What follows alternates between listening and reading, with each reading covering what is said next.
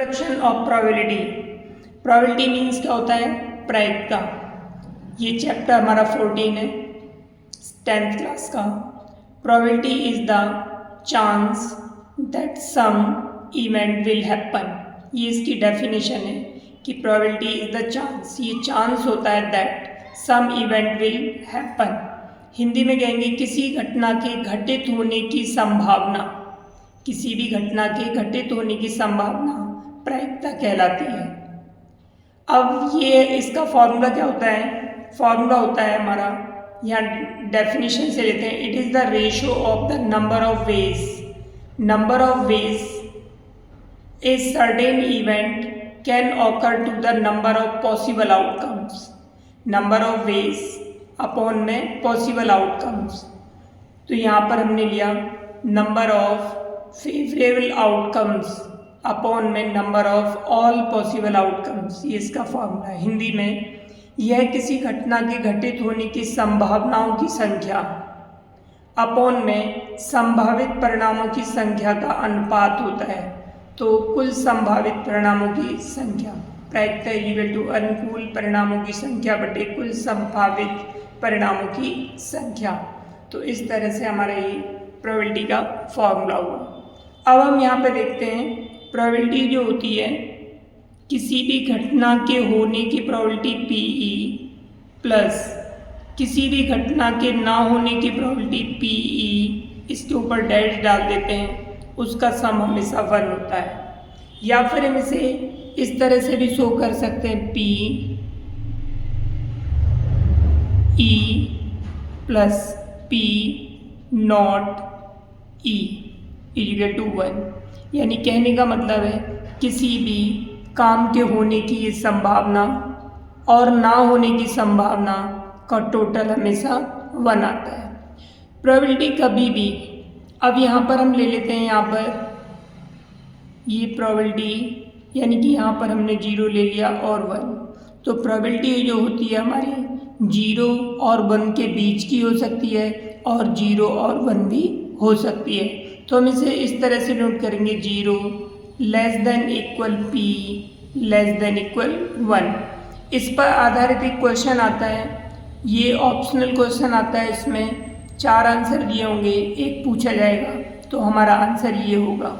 हमारे वो पॉसिबल जो आंसर होंगे क्या क्या हमें दिए होंगे, 0 less than P less than equal, 0 less than equal P less than equal, 0 less than P less than equal 1, 0 less than P less than equal 1। तो हमारा जो आंसर होगा ये होगा। तो इस तरह से हमें कंफ्यूज करने के लिए 4 आंसर्स होंगे, उसमें सही आंसर होगा जिसमें लेस देन इक्वल दोनों तरफ लगे होंगे। यानी कहने का मतलब है 0 भी प्रोबेबिलिटी हो सकती है और 0 से बड़ी भी हो सकती है, 1 भी हो सकती है प्रोबेबिलिटी और 1 से छोटी भी हो सकती है। तो प्रोबेबिलिटी हमेशा 0 और 1 के बीच में होती है या 0 और 1 भी होती है। तो इस तरह से हमारा ये प्रोबेबिलिटी का टॉपिक है। Event, an event having only 1 outcomes, जिसका सिर्फ ओनली 1 आउटकम्स होता है उसे हम एलिमेंट्री इवेंट्स कहते हैं। एक प्रारंभिक घटना, तो जिसका ओनली 1 आउटकम हो तो वो क्या कहलाती है, हमारी elementary event. The sum of the probability of all the elementary events, जितने भी एलिमेंट्री इवेंट्स होते हैं उनका जो सम होता है एक एक्सपेरिमेंट में वो हमेशा 1 होता है।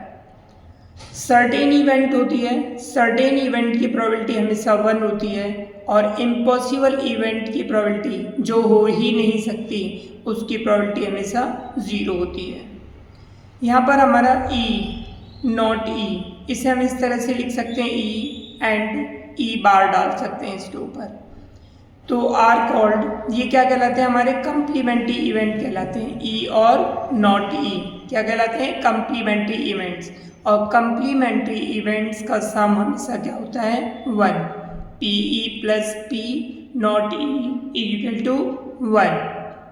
यहाँ पर हम एक एग्जाम्पल लेते हैं। एक हमारे पास बॉक्स है या फिर हम कह सकते हैं बैग है। इसमें रेड बॉल्स 5 हैं, ग्रीन बॉल्स हमारी 3 हैं और ब्लू बॉल्स हमारी 4 हैं। तो सम ऑफ ऑल बॉल्स, जितनी बॉल्स हैं उनका हम सम निकाल लेते हैं। तो 5 + 3 + 4, तो ये हो गया हमारे पास 12। अब हमें निकालना है कि सपोज करो हमें निकालना है कि ब्लू बॉल होने की प्रोबेबिलिटी ऑफ ब्लू बॉल्स। यहाँ से हम एक बॉल ड्रॉ करते हैं, तो probability of drawing A blue ball. तो ब्लू बॉल की प्रोबेबिलिटी क्या होगी? Favourable outcomes. तो कितनी है फेवरेबल आउटकम्स? यानी कि 4 है। टोटल आउटकम्स कितने हमारे? 12 है। हम इसे डिवाइड कर देंगे 1/3।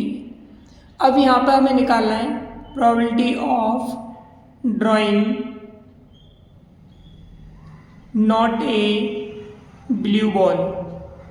अगर हमें निकालनी है कि ब्लू बॉल नहीं है तो हम क्या करते हैं, टोटल प्रोबेबिलिटी का सम कितना होता है? 1, और यहाँ पर ब्लू बॉल की प्रोबेबिलिटी 1/3 है, तो 1 में से इसे माइनस कर देंगे, तो इस तरह से हमारे पास 2/3 आ जाएगा।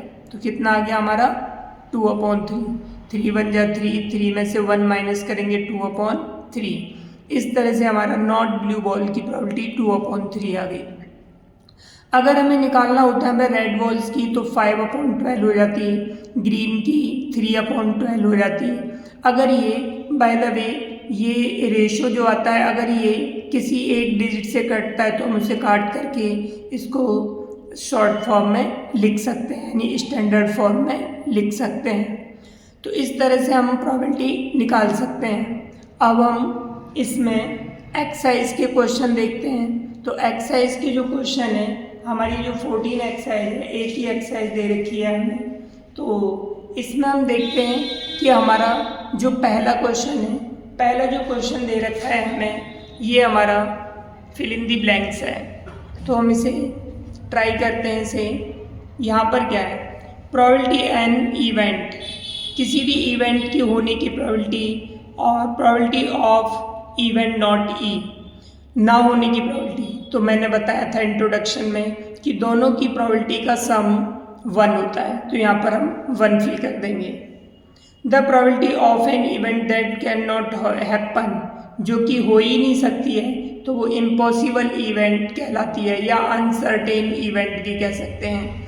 और एन इवेंट इज, जो प्रोबेबिलिटी हो सकती है, यहाँ पर the probability of an event that certain to happen, तो इसे हम सर्टेन इवेंट या पॉसिबल इवेंट कहते हैं। और पॉसिबल इवेंट की प्रोबेबिलिटी हमेशा 1 होती है, तो यहाँ पे आ जाएगा certain event. The sum of probabilities of all the elementary events, सबका जो सम होता है, द सम ऑफ प्रोबेबिलिटीज, जैसे कि सपोज करो कि हमारे पास एक डाई है, डाई में हमारा कितना होता है? 1 2 3 4 5 6 होता है। जो लूडो की डाई होती है उसमें 1 से लेकर 6 होता है। तो 1 की प्रोबेबिलिटी निकालेंगे तो 1/6, 2 की निकालेंगे 1/6, 3 की निकालेंगे 1/6, 4 5 6, सबकी 1/6 आएगी। तो अगर हम इसको 1/6 को इसी तरह से ऐड करके देखते हैं 1/6 को, तो यहाँ पर हमारे पास हो जाएगा 1/6 + 1/6 + 1/6 + 1/6 + 1/6 + 1/6, तो ये हो जाएगा हमारा 6/6 = 1। तो प्रोबेबिलिटी का सम हमेशा जो भी इवेंट्स होते हैं तो 1 आएगा। तो इस क्वेश्चन में यही कहा था यहाँ पर कि the sum of probabilities of all the elementary events of an experiment is 1। The probability of an event is greater than और इक्वल टू 0, यानी कि 0 से बड़ी हो सकती है या 0 हो सकती है, एंड लेस देन और इक्वल टू 1, या तो 1 हो सकती है या 1 से छोटी हो सकती है। तो इस तरह से हमारा ये फर्स्ट क्वेश्चन कंप्लीट हुआ। ट्राई करके देखना इन क्वेश्चन को। यहाँ पर हमारा एक और आता है इक्वली लाइकली इवेंट। क्या होता है हमारा? Equally likely event. Equally likely event क्या होता है हमारा? जैसे कि हमारे पास ये सिक्का है, तो इस पर हेड या टेल 2 चीज़ें होती हैं, तो इस पे पॉसिबल आउटकम्स कितने होंगे? हेड या टेल 2 ही होंगे। तो हेड आने की प्रोबेबिलिटी, हेड कितनी बार आएगा उसमें, एक बार, तो 1/2। टेल की प्रोबेबिलिटी कितनी होगी, 1/2। तो दोनों की प्रोबेबिलिटी जब सेम होती है तो वो इक्वली लाइकली इवेंट्स कहलाते हैं। इसी तरह से हमने यहाँ पर जो ये किया था अभी ये वाला जो क्वेश्चन किया था यहाँ पर डाई वाले में हमने देखा था, देखो सबकी 1 की प्रोबेबिलिटी 1/6, 2 की प्रोबेबिलिटी 1/6, 3 की भी 1/6, 4 की भी 1/6, 5 की भी 1/6, 6 की भी 1/6, क्योंकि सब एक एक बार आते हैं और टोटल कितने होते हैं 6, तो इसीलिए ये भी इक्वली लाइकली इवेंट्स कहलाते हैं। क्या कहलाते हैं, इक्वली लाइकली इवेंट्स कहलाते हैं। तो ये इक्वली लाइकली इवेंट्स होते हैं। इक्वली लाइकली इवेंट्स को हम यहाँ पर शो कर सकते हैं, जैसे 0 और ये 1, इसके बीच में होगा 0.5 या 1/2 कह सकते हैं। तो यहाँ पर हमारा दोनों की प्रोबेबिलिटी अगर ये हो 0.5 तो हम क्या कहते हैं, ये इवेंट्स हमारे इक्वली लाइकली इवेंट्स हैं। अब हमारा यहाँ पर ये सेकंड क्वेश्चन है, which of the following experiment have equally likely outcomes. ये बताना है कौन सी इक्वली लाइकली आउटकम्स हो सकते हैं, एक्सप्लेन करना है। तो a driver attempts to start a car को स्टार्ट करना स्टार्ट करता है वो, द कार स्टार्ट्स और डज नॉट स्टार्ट। तो कार स्टार्ट भी हो सकती है, नहीं भी हो सकती है, या उसकी और भी कोई प्रॉब्लम हो सकती है। तो इसीलिए ये हमारा इक्वली लाइकली आउटकम्स नहीं होगा। A player attempts to shoot a basketball, see shoot और मिस द शॉट। तो हो सकता है कि वो शूट कर पाए या फिर वो मिस कर दे, या फिर ये भी हो सकता है कि किसी से टकरा जाए या फिर वो फिसल जाए। तो इस तरह से ये कंडीशन हमारी क्या कहलाती है, ये इक्वली लाइकली इवेंट्स नहीं है। A trial is made to answer a true false question. True false question है, तो यहाँ पर ये बताना है द आंसर इज राइट और रॉन्ग। तो यहाँ पे दो ही कंडीशन होंगी, या तो ट्रू होगा या फिर फॉल्स होगा। तो इस तरह से हमारा ये इक्वली लाइकली इवेंट होगा। A baby is born, it is a boy और गर्ल। तो ये भी हमारा इक्वली लाइकली इवेंट होगा, या तो बॉय होगा या फिर वो गर्ल होगा। तो इसीलिए ये हमारे इक्वली लाइकली इवेंट्स कहलाते हैं। ये हमारा थर्ड क्वेश्चन आता है, why is tossing a coin consider to be a fair way of deciding which team should get the ball at the beginning of a football game. कि football game में कौन सी team पहले ball लेगी। तो toss करना क्यों उचित माना जाता है, तो इसका रीज़न ये है क्योंकि उसमें हेड होता है सिक्के में और टेल होता है। तो हेड की प्रोबेबिलिटी भी 1/2 होती है और टेल की भी 1/2 होती है। तो दोनों टीमों के लिए सेम ऑप्शंस होते हैं और समान संभावनाएं होती हैं, पॉसिबिलिटी दोनों के लिए सेम होती है। इसीलिए सिक्के को उछालना फेयर माना गया है। तो इस तरह से हम इसे ये आंसर लिख सकते हैं। अगला क्वेश्चन है हमारा, which of the following can not be probability of an event. कौन सी इवेंट की प्रोबेबिलिटी नहीं हो सकती, 2/3। 2/3 का मतलब होगा, इसे सॉल्व करेंगे 0.66, यानी कि लगभग में, यानी कि 1 से कम है। तो ये हो सकती है। ये हमारी माइनस की है, माइनस की मतलब है कि 0 से छोटी है, तो माइनस की कभी भी प्रोबेबिलिटी नहीं हो सकती। तो इसका आंसर यही होगा। इसे चेक करते हैं, 15/100 हो जाएगा। ये परसेंटेज में तो 15/100, यानी कि ये 1 से कम है, इसलिए ये हो सकती है 0 और 1 के बीच में। ये भी 0 और 1 के बीच में 0.7 है, तो ये प्रोबेबिलिटी हो सकती है, लेकिन ये माइनस वाली कभी भी प्रोबेबिलिटी नहीं हो सकती। हमारे यहाँ पे क्वेश्चन नंबर 5 है, PE = 0.05। किसी भी घटना की घटित होने की जो प्रोबेबिलिटी है वो 0.05 दी है।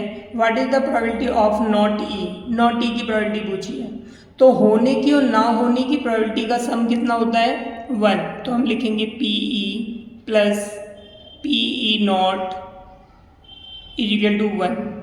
PE की वैल्यू डाल देते हैं 0.05 + PE0 = 1। PE0 = 1 - 0.05, इसमें से इसे माइनस कर देते हैं 0.95 आ जाएगा। तो इस तरह से हम इसे सॉल्व कर सकते हैं। अगर आज की वीडियो पसंद आई हो तो वीडियो को लाइक करें, शेयर करें तथा चैनल को सब्सक्राइब करें। कल की क्लास में हम 14.1 एक्सरसाइज के बाकी के जो क्वेश्चन बचे हैं उन्हें सॉल्व करेंगे। आज के लिए इतना ही।